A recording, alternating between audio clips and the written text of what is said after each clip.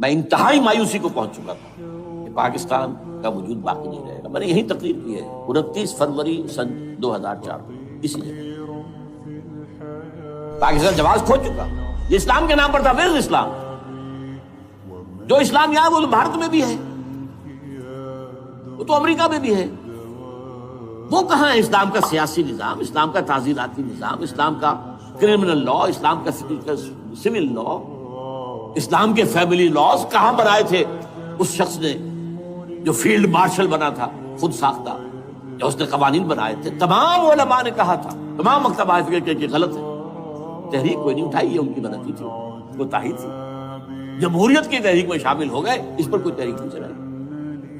بہرحال وہ نظام کہاں ہے؟ وہ نظام تو قائم نہیں کیا.